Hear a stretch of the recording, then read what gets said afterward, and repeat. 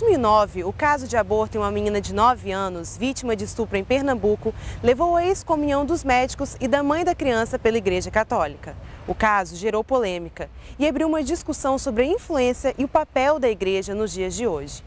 Eu acho que a religião, a igreja, deveria auxiliar assim, o espiritual, conselhos, não a interferência. Isso fica para a ciência. Todas as questões ligadas à cultura e principalmente ao ser humano devem ser intervidas pela igreja. Eu acho que a igreja ela tem o direito, assim como qualquer outra entidade, de mostrar a opinião dela. A igreja não pode querer impor a sua doutrina para a sociedade e ainda interferir porque ela acha que está certo. A gente tem que separar as coisas. Você pensa de um jeito, eu penso de outro. E a igreja pensa do jeito dela. O que a gente pode fazer por isso? Eu acho que não pode interferir no direito dos outros, que muitas vezes nem comungam com aquela religião, tem que seguir a opinião daquela religião, né? Acho que a questão é muito mais profunda do que isso. No início deste ano, o caso do aborto em uma menina de 9 anos em Pernambuco chamou a atenção do Brasil. Em casos como esse, há vários motivos para isso, mas um deles foi mais forte. A reação do arcebispo católico José Cardoso Sobrinho, que condenou o aborto e excomungou toda a equipe médica envolvida no caso. Na história, não é a primeira vez que a posição da igreja ou de pessoas ligadas a ela causa polêmica. No século XVI, o filósofo Giordano Bruno foi queimado vivo pelo Tribunal do Santo Ofício. Ele afirmou que o universo era infinito e composto por vários mundos, o que contrariava um dogma católico. Na mesma época, Galileu Galilei também sofreu por defender que a Terra girava em torno do Sol. Mesmo rejeitando suas ideias, acabou condenado à prisão domiciliar, até morrer em 1642. Séculos depois, sabe-se que a Igreja errou nesses casos. E hoje, será que ela não corre riscos parecidos ao se posicionar a respeito de temas polêmicos? Até que ponto é legítima a intervenção religiosa no mundo contemporâneo? A igreja ela interfere na história e também na pós-modernidade porque ela tem sempre uma palavra adequada, moral, ética, para poder conjugar com todas as causas, né, que o mundo apresenta, tudo isso fundado na fé e na Escritura Sagrada e na sua tradição. Bom, a igreja, como qualquer instituição, ela tem o seu direito de emitir sua opinião, tem o direito de debater, é membro do debate, como qualquer instituição da sociedade civil.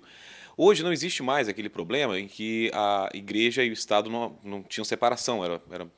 O que a igreja pensava se tornava lei e todos tinham que obedecer. Hoje não tem mais esse aspecto. Hoje já existe a separação entre Estado e Igreja.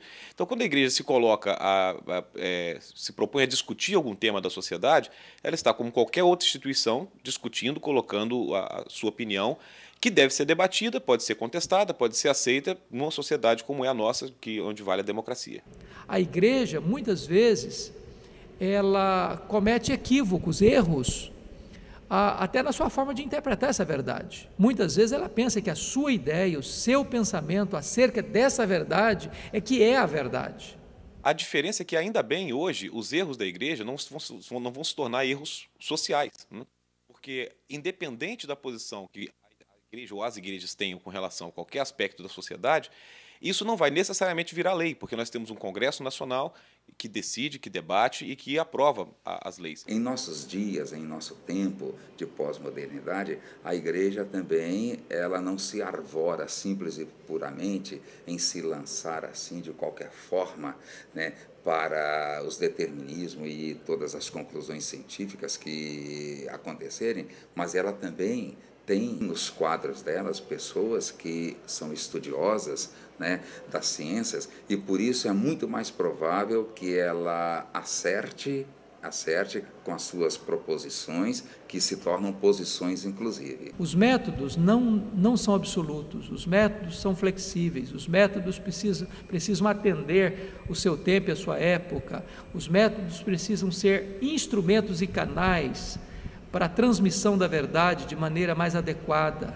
mais eficiente e mais eficaz. A questão maior da igreja, que a igreja se firma fortemente, e isso a igreja jamais deixará de dizer, é do liberou geral.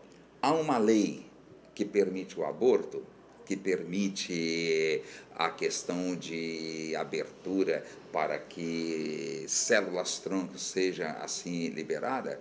Então, o perigo de isso se tornar até comercial, isso se tornar até imoral, porque liberou geral, então tudo é possível e tudo pode. Me preocupa muito mais hoje do que a questão do aborto, do que a questão das células-tronco, me preocupa a questão do fundamentalismo.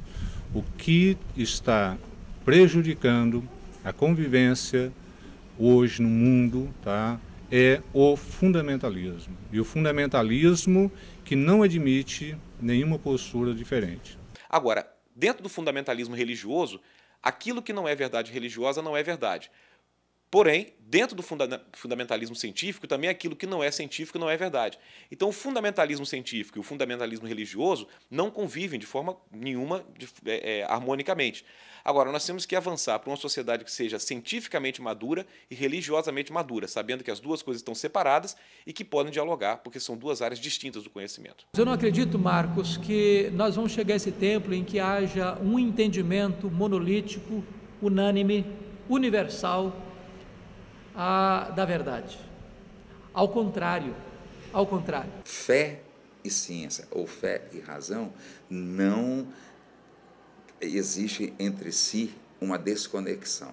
E não há razão para que haja uma oposição entre a ciência e a fé. E você, o que acha disso? A Conferência Nacional dos Bispos do Brasil desautorizou a excomunhão dos envolvidos no caso de aborto. Será que o entendimento entre religião e sociedade está mais próximo do que se imagina?